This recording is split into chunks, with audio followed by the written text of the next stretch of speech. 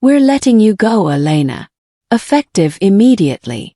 Marcus Blake, CEO of Stratford Technologies, slid the termination letter across the polished conference table. His expression was carefully neutral, but his eyes gleamed with something darker. Satisfaction, maybe. Or relief. Beside him, Patricia from HR maintained her professional mask. Restructuring, she said mechanically. Your position is being eliminated. I stared at the letter, words blurring. 6 years at Stratford. 3 promotions. Last quarter's highest performance rating. Now terminated with 2-week severance. This is about the accounting irregularities, I said quietly. Marcus's jaw tightened. This is about business optimization. Your role no longer aligns with our strategic direction. He was lying. We both knew it. I discovered the discrepancies 3 weeks ago.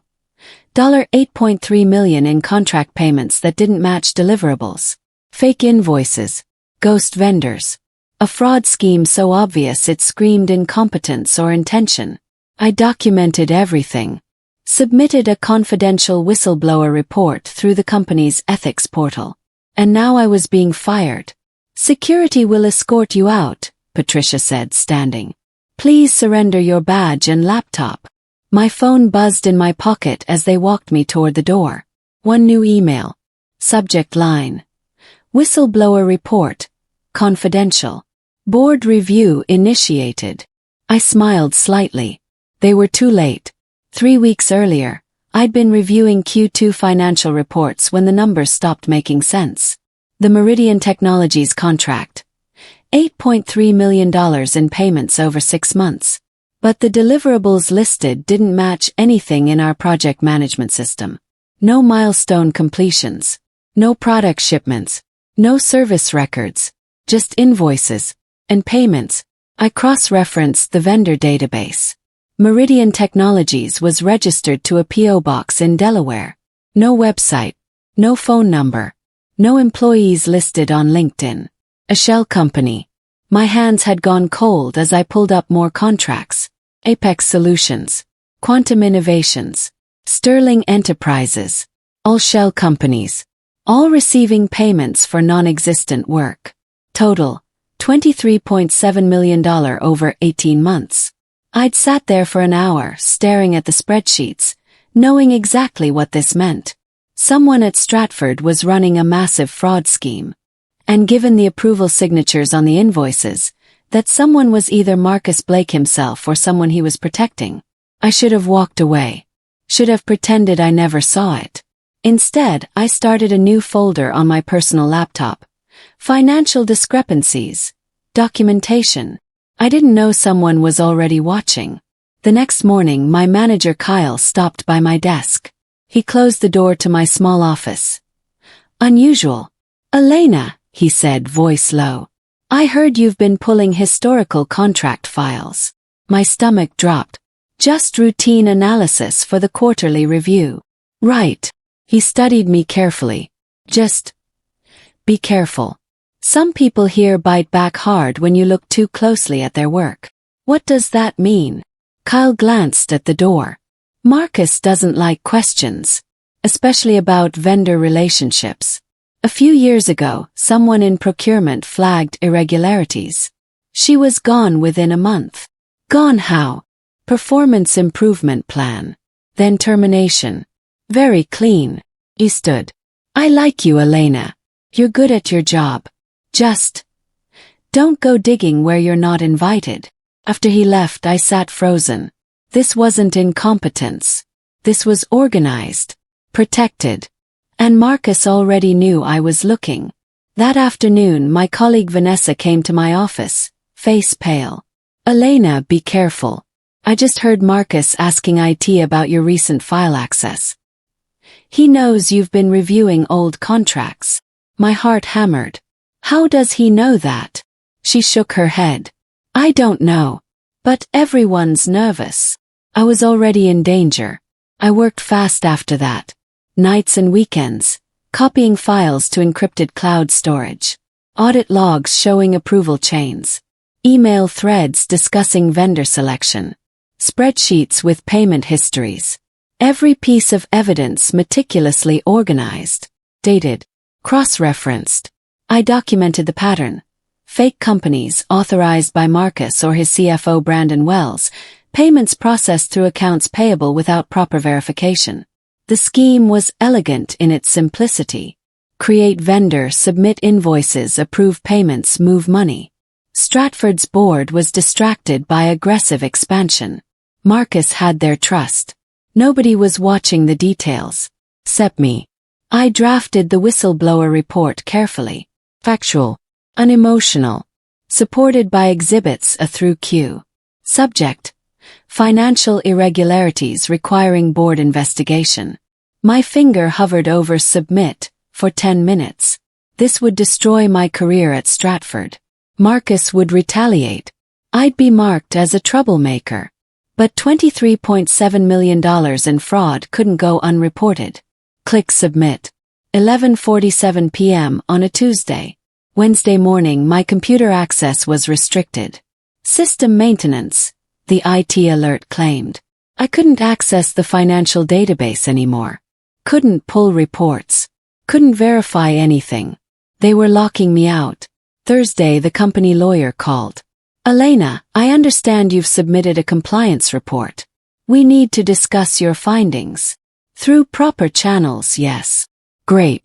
Can you come to the legal office this afternoon? Just some clarifying questions. I hesitated. The whistleblower portal is supposed to be confidential. Of course. This is just preliminary review. Standard procedure. Nothing about this felt standard. I called my friend Andrea from college. She worked in corporate law. They're trying to identify me before the board sees the report, she said immediately. Don't meet with them. Your submission is protected under federal law. Let the board process handle it. What if they fire me? Then you have a retaliation lawsuit. But Elena, if this is real fraud, you need external counsel. Now. I contacted a whistleblower attorney that afternoon. His name was Thomas Wright. His first question. Have you been threatened or retaliated against? Not yet. But they've restricted my system access and the CEO knows I submitted something. Document everything from this point forward. Every conversation, every email, every access denial. You're going to need it. That evening Kyle called my cell. Elena, they're reassigning your accounts. Marcus announced it in the leadership meeting. Says you're transitioning to a special project. What project? He didn't specify. Just that your current responsibilities need immediate redistribution. They were isolating me. Friday morning I received the official reassignment email. Due to organizational optimization, your current portfolio will be managed by other team members. You'll receive new project assignments early next week. No explanation. No conversation. Just removal from everything I'd built. I logged into the whistleblower portal. My submission showed, under review, confidential. Status updated at 2:17 a.m. Someone had read it. Middle of the night. Probably Marcus or Brandon, accessing the portal through administrative privileges. They knew. Before the board. Before the compliance committee. The system that was supposed to protect me had been compromised. I forwarded everything to Thomas Wright. The portal isn't secure. They've seen my report. His response came within minutes. Expected. Companies often monitor their own ethics systems. The question is whether your report reached the board before they could suppress it. We wait. I didn't have to wait long. Monday morning Marcus called an unexpected team meeting. Everyone assembled in the main conference room. He stood at the head of the table, expression pleasant. I want to address some rumors about organizational changes. Yes, we're restructuring certain roles to improve efficiency. These decisions are strategic and final. His eyes found mine across the room. Held for 2 seconds. Message received. Done. The reassignment was surgical. Every account I'd managed, gone. Every client relationship, transferred. Every project I'd initiated, handed to others. Within 3 days, My work had been completely erased. Marcus framed it as performance optimization. In a team email he wrote, "Elena will be transitioning to strategic initiatives that better align with her skill set." Code for she's being pushed out. Colleagues avoided me. Nobody wanted to be associated with someone Marcus had marked. But I noticed something else. The accounts I'd been managing, the ones generating real revenue, not fraud, were being mishandled. Proposals delayed. Client calls missed. Deadlines forgotten. My replacement, a junior analyst named Kyle, was drowning. He hadn't been trained. Hadn't been briefed. Had just been thrown into accounts worth $40 million in annual revenue. It was deliberate chaos. Make my former portfolio fail. Blame it on my inadequate transition planning. Justify the termination that was clearly coming. I documented everything. Screenshot emails. Saved client communications showing confusion. Marcus was building a paper trail against me. I was building one against him. The following Wednesday, Marcus called a department-wide meeting. Agenda: Q3 performance review. I sat in the back, invisible. Marcus pulled up a slide showing project timelines. Several were marked red, delayed or at risk. "I want to address some concerning delays," he said, voice measured. "The Cornerstone digital transition has experienced significant setbacks due to incomplete documentation during the account transfer." He paused, looked directly at me. "Elena, can you explain why the transition materials you provided were insufficient?" Around the table, heads turned. 20 colleagues staring. Kept my voice steady. "I provided complete documentation on July 15th. All client histories, active proposals, and contract details. Yet Kyle reports he's missing critical information. Perhaps Kyle should specify what's missing, and I can clarify." Kyle shifted uncomfortably. I think I have everything. Just getting up to speed." Marcus's smile didn't reach his eyes. "Nevertheless, the delays reflect poorly on the transition process. Going forward, I expect more thorough handoffs." The accusation hung in the air. Public. Humiliating. Designed to make me look incompetent. After the meeting, I overheard two executives in the hallway. "Marcus is setting her up for termination. Obviously. Question is what she did to piss him off." They laughed, walking away. I was being destroyed. Publicly. Methodically. And nobody would help me. That evening I received an encrypted message through LinkedIn. From Bradley Cooper, a mid-level finance manager I'd worked with years ago. "Elena, I know what you reported. And I know what Marcus is doing to you. We need to talk. Fine. Tonight if possible." I hesitated, then responded. "We met at a coffee shop across town." Bradley got straight to it. "The fraud you documented isn't new. It's been running for 3 years. Marcus and Brandon set it up when they renegotiated the vendor management system. You knew. Suspected. But proving it meant career suicide. Like you're experiencing now." He slid a flash drive across the table. "This has copies of internal audits from 2 years ago. Irregularities were flagged. Marcus buried them. Why are you helping me?" "Because I'm tired of watching him destroy good people. And because..." He hesitated. "The board may already know more than you think.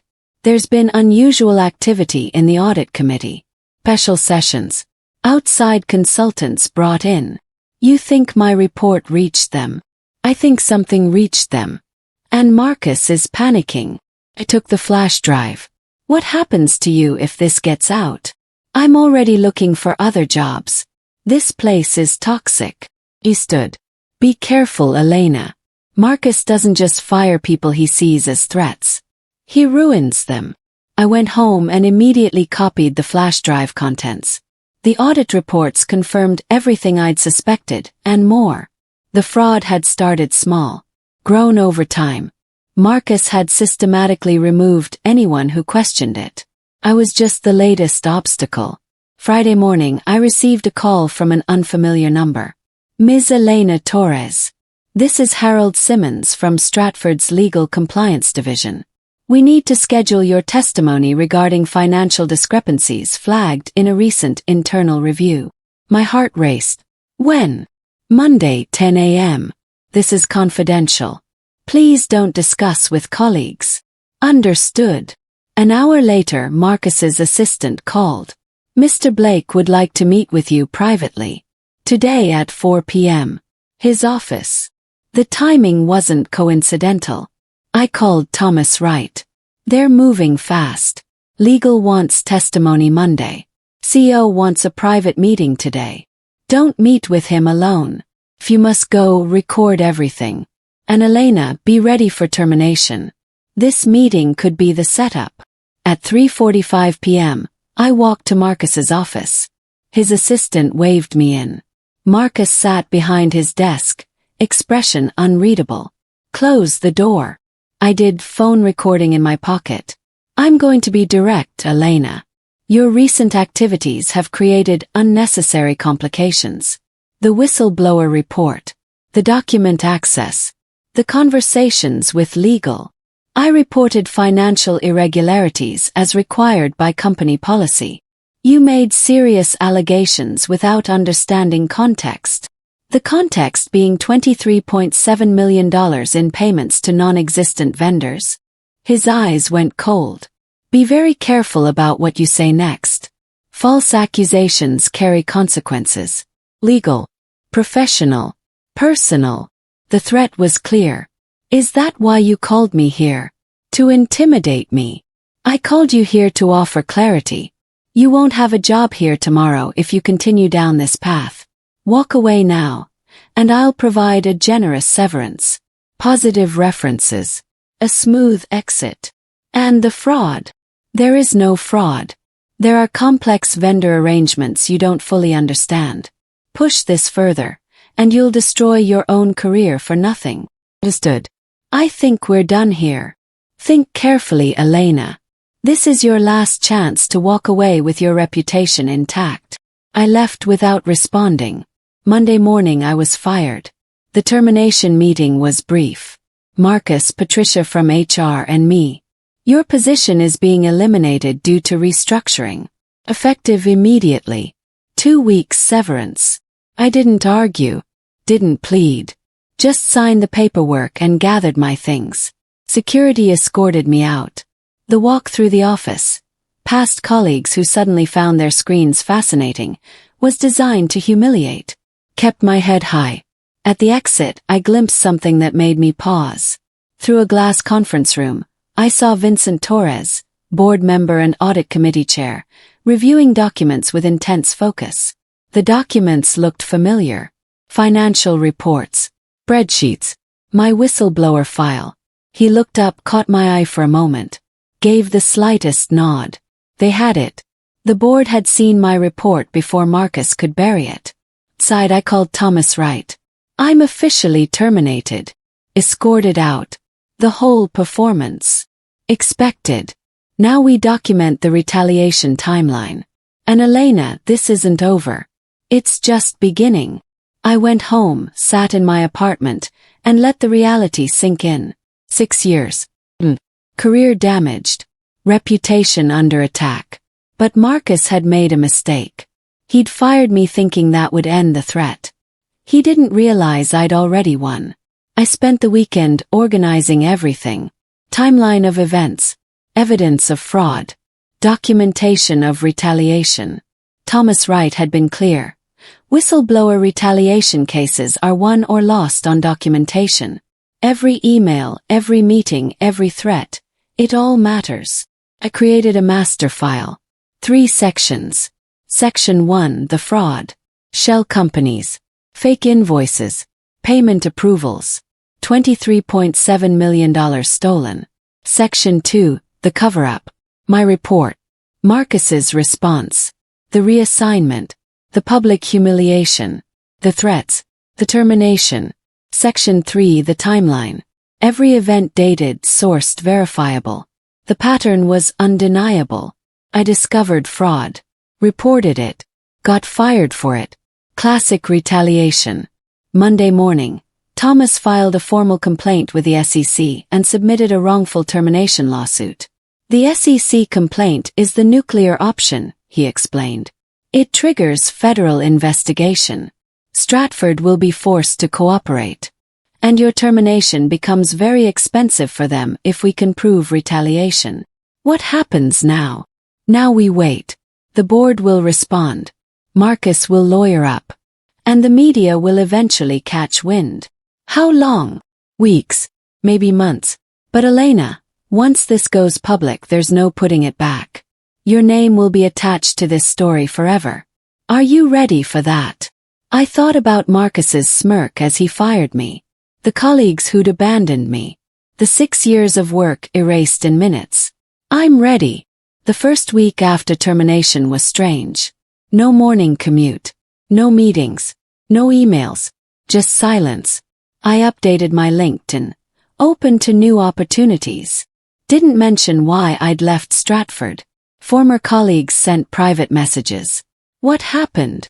We heard rumors. Are you okay? Kept responses vague. Organizational changes. All good. Looking forward to new challenges. Only Andrea knew the truth. We met for coffee and I told her everything. You did the right thing, she said firmly. But Elena, this is going to get messy. Marcus won't go down quietly. He'll try to destroy your credibility. He already has. No, I mean really destroy it. Leak false information. Plant stories. Make you look unstable or vengeful. That's what powerful men do when threatened. Let him try. I have evidence.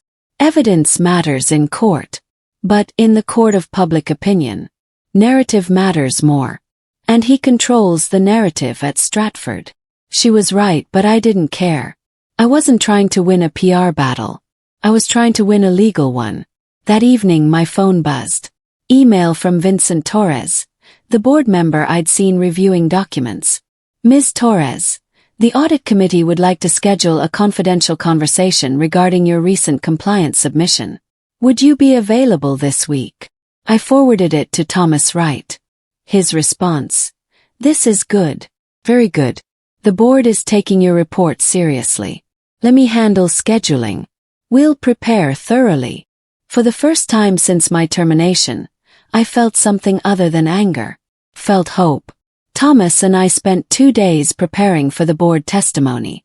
He drilled me on details, timelines, evidence. They'll try to poke holes, he warned. Question your motives. Suggest you misunderstood. They come. Stick to facts. What if they've already decided to protect Marcus? Then we have the SEC complaint as backup. But I don't think they will. Board members face personal liability for fraud. If they ignore credible evidence, they're exposed. The meeting was scheduled for Thursday. Confidential. No recording. Just me, Thomas, Vincent Torres, 2 other board members and outside counsel. Meanwhile, I quietly contacted former colleagues I trusted. Not many, but a few. Alex from procurement. I saw the fake vendor approvals too. Flagged them to my manager. Got told to mind my own business. Tanya from finance. I was asked to process payments without proper documentation. When I questioned it, Brandon Wells told me it was executive approved and confidential. Each conversation was recorded with permission. Each one added weight to my case. Marcus had silenced people individually. But together the pattern was clear. I also reached out to the analyst who'd been fired 3 years ago, the one Kyle had mentioned. Her name was Jessica Hartley. She agreed to talk. Marcus did exactly to me what he's doing to you. Found irregularities. Reported them. Got fired for performance issues. I was too scared to fight back. Would you testify now? If the board investigates. Long pause. If it means he finally faces consequences. Yes. I was building an army. Quietly. Carefully. Marcus thought firing me would end the threat. Instead, he'd given me time to prepare. The Thursday board meeting was in a law firm's conference room downtown. Neutral territory. Vincent Torres introduced the panel. Ms. Torres, thank you for meeting with us. We've reviewed your whistleblower submission and have follow-up questions. This conversation is confidential and protected under company policy and federal law. For 2 hours they questioned me. Every detail, every number, every document. I answered calmly, referencing my evidence exhibits. Exhibit C shows the payment approval chain. You'll note Marcus Blake's signature on 14 of the 23 fraudulent invoices. How do you know they're fraudulent? The vendors don't exist. I contacted the registered addresses. PO boxes. No operations. No employees. The companies were created solely to receive payments. Did you attempt to verify this through proper channels? I submitted the standard whistleblower report through the ethics portal as required. And your termination followed shortly after. 3 weeks, during which my responsibilities were reassigned, my access was restricted, and I was publicly humiliated in meetings. Vincent Torres made notes. The timeline is concerning. Outside counsel asked, do you have evidence of direct retaliation? Yes. Meeting recordings, email chains, witness statements from colleagues who observed the pattern. Thomas slid a folder across the table. We've documented everything. The room went quiet as they reviewed. Finally Vincent spoke. Ms. Torres, the board takes these allegations very seriously. We're launching a full independent investigation. Thank you for your courage. As we left, Thomas whispered. That went very well. They're taking action. I allowed myself to breathe. 2 weeks after my board testimony, I received an anonymous text. Check your email. Board packet accidentally leaked. I opened my personal email. There it was, a forwarded message containing the board's preliminary investigation summary. Subject: Stratford Technologies. Audit Committee preliminary findings. I read it 3 times, heart pounding. The summary confirmed everything. Fraudulent vendors. $23.7 million in misappropriated funds. Pattern of retaliation against employees who questioned irregularities. Recommendations. Suspend executives pending full investigation. Engage forensic accountants. Review all vendor contracts from past 5 years. Someone on the board had leaked this. Intentionally. Within hours, it appeared on a financial watchdog blog. Stratford Technologies faces internal fraud investigation. Then Bloomberg picked it up. Tech company board investigates alleged $24 million vendor fraud. The story was out. My phone exploded. Former colleagues, journalists, recruiters. Thomas called. Did you leak the board packet? No. It came to me anonymously. Someone on the board wants this public. Probably to force action before Marcus can control the narrative. That afternoon, Marcus's attorney released a statement. Mr. Blake categorically denies any wrongdoing. These allegations are baseless and motivated by a disgruntled former employee. The statement mentioned me by name. Called me disgruntled. I'd been anonymous until then. Now I was public. Thomas drafted a response. Ms. Torres reported financial irregularities through proper channels and was terminated in retaliation. We look forward to the investigation's findings. The media narrative shifted. Former employee versus CEO. Whistleblower versus corporation. I was no longer just Elena Torres. I was the Stratford whistleblower.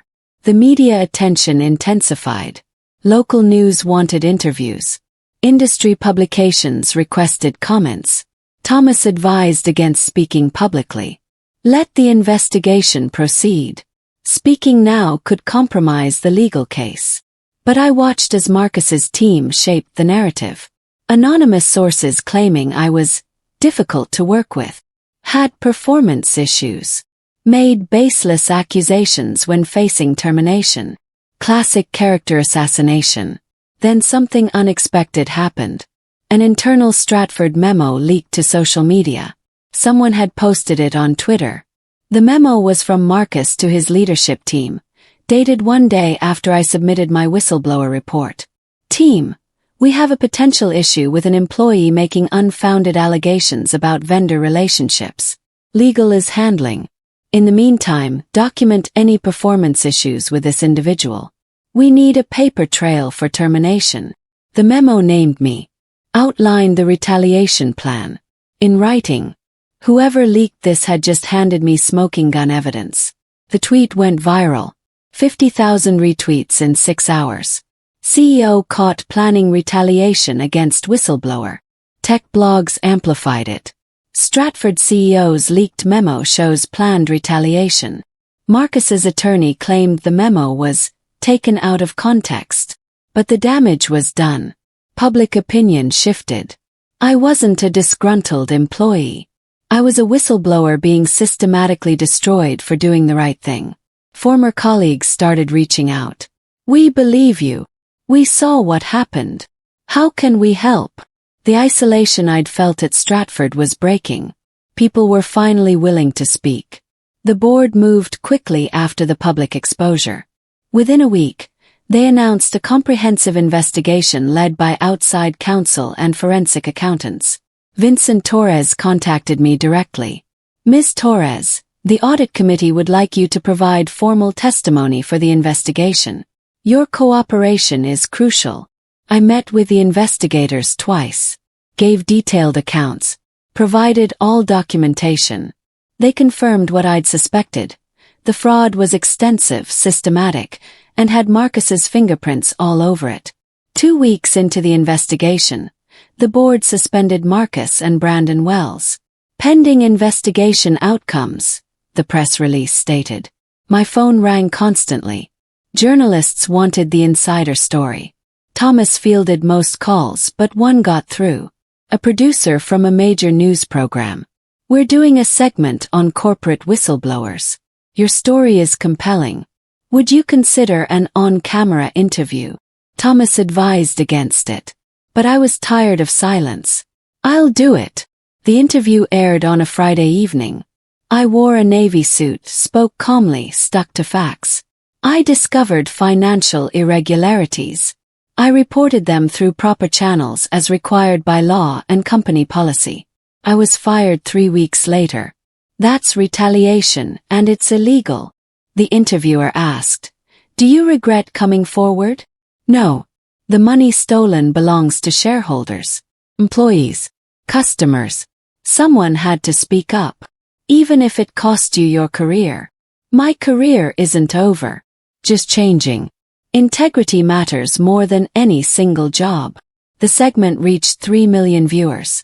My LinkedIn profile exploded. Connection requests from executives, lawyers, compliance professionals. Messages poured in. You're incredibly brave.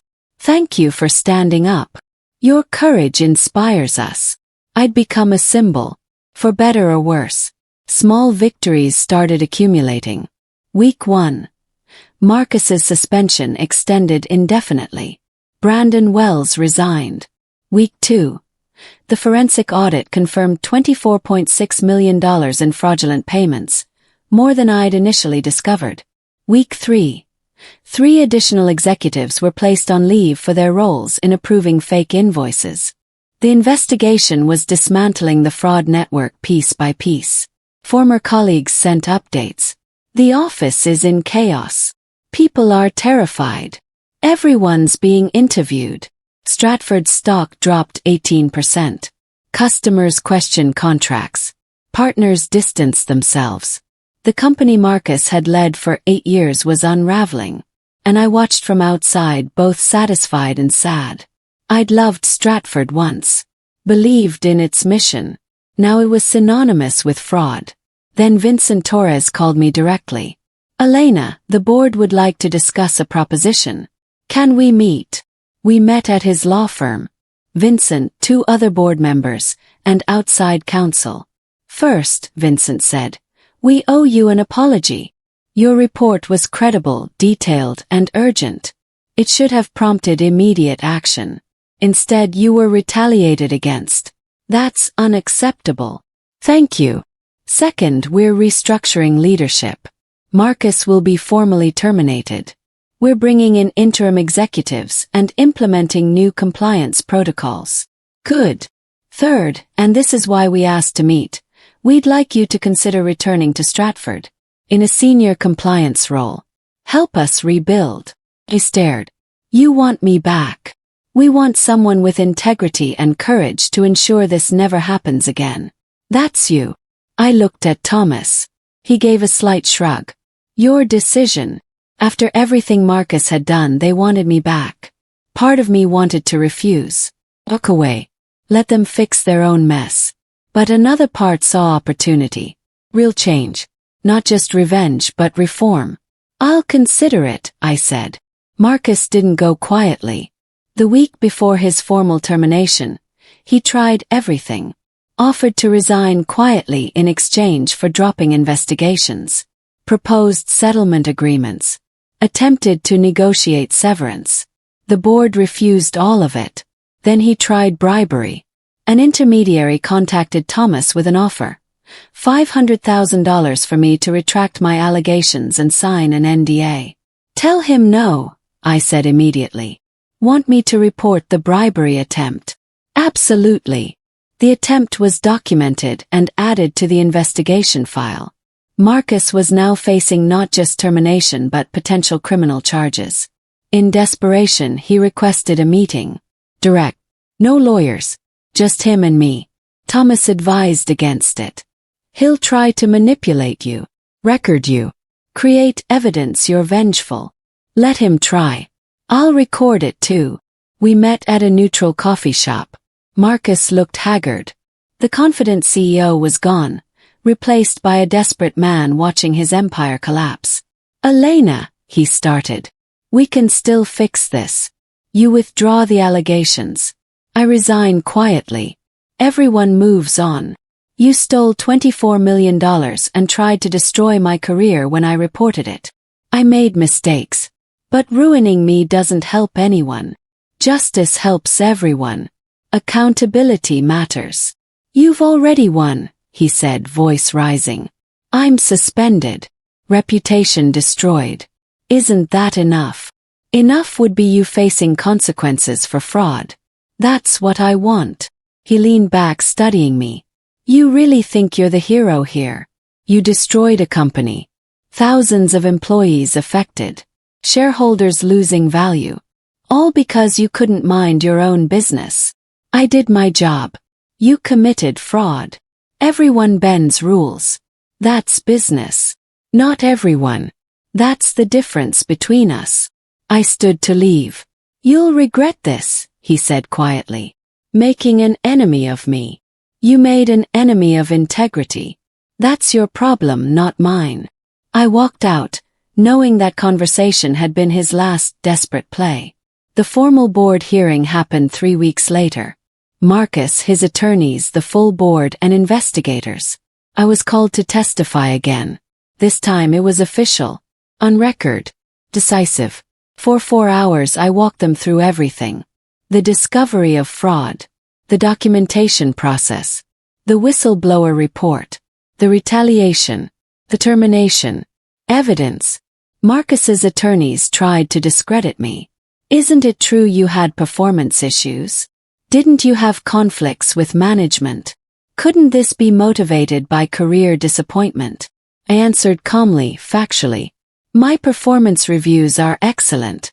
I had no conflicts until I reported fraud. And I was promoted 3 times, so career disappointment seems unlikely. The investigators presented their findings. $24.6 million confirmed. 32 fake vendors. Marcus's signature on 89% of fraudulent approvals. The evidence was overwhelming. The board deliberated for 2 hours. When they returned, Vincent Torres read the decision. After thorough investigation, the board finds credible evidence of financial misconduct involving CEO Marcus Blake and CFO Brandon Wells. Both are terminated for cause, effective immediately. Criminal referrals will be made to appropriate authorities.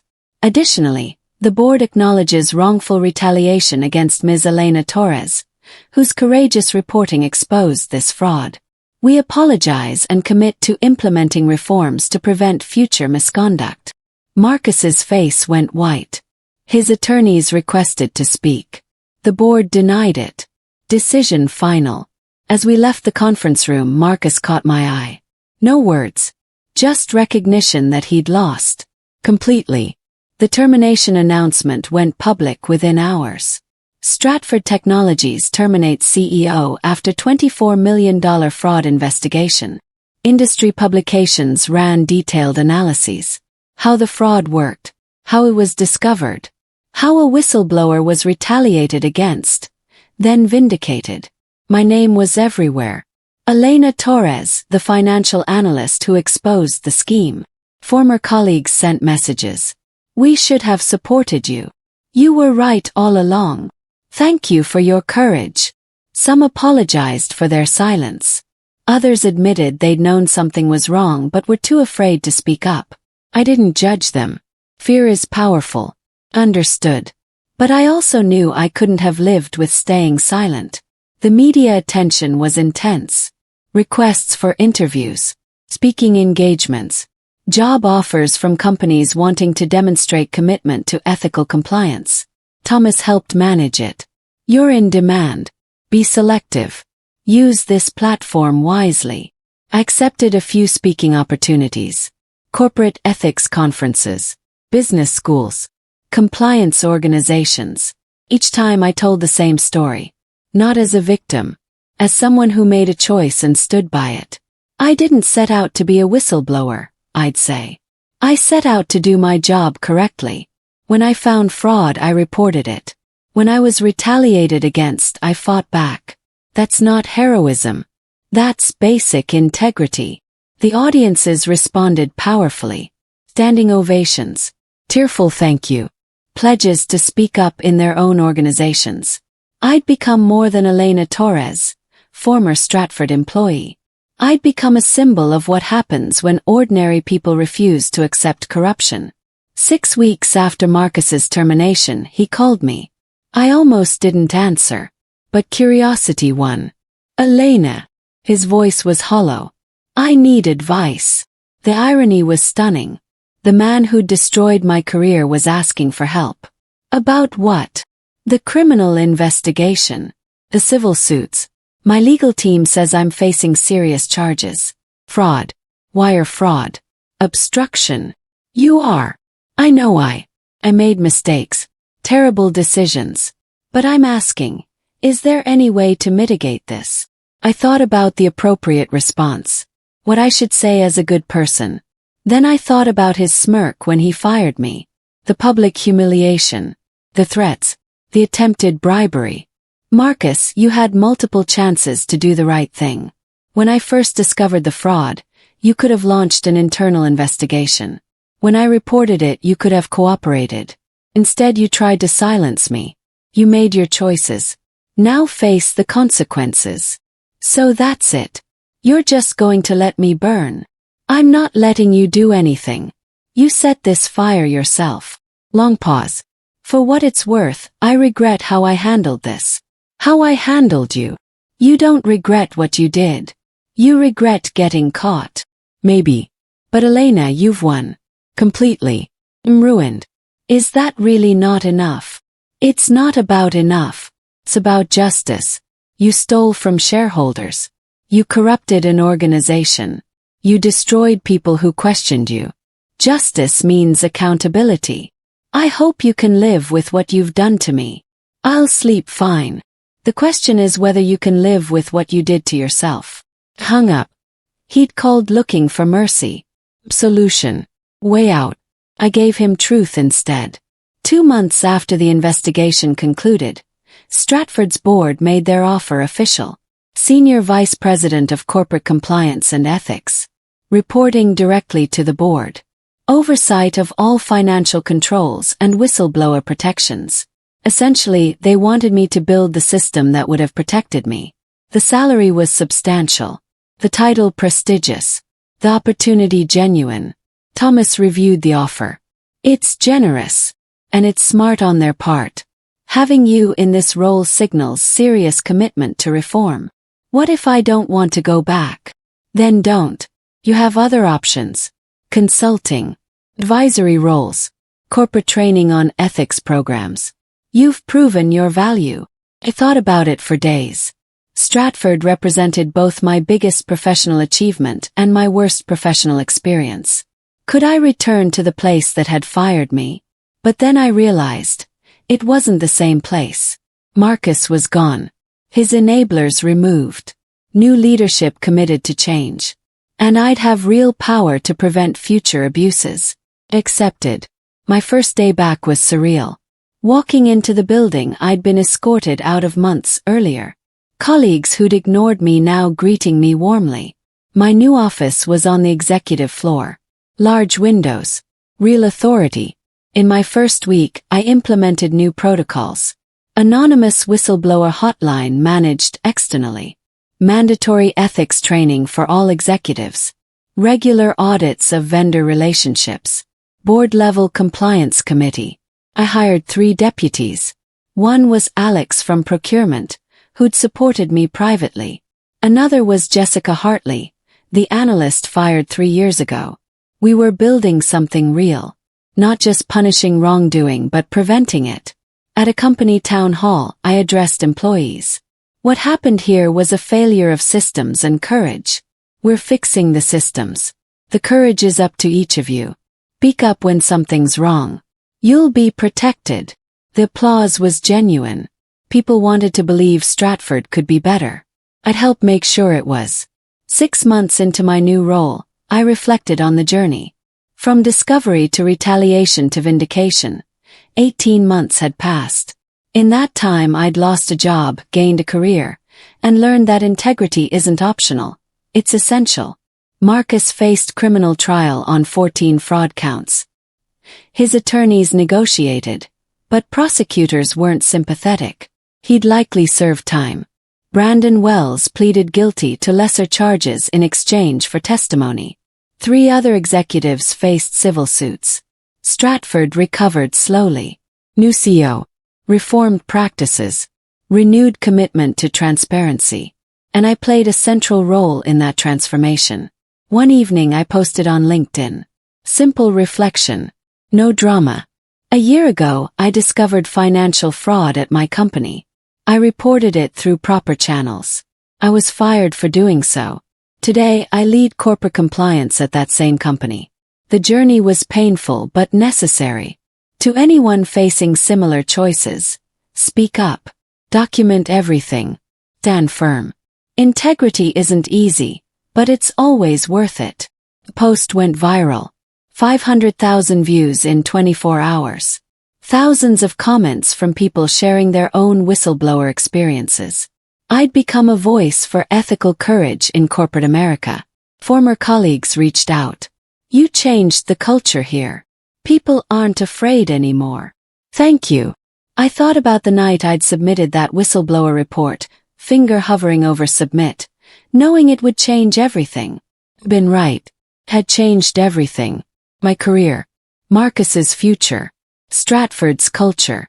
The conversation around corporate ethics. But more than that, it had proven something important. One person, armed with evidence and courage, can challenge power and win. Not easily.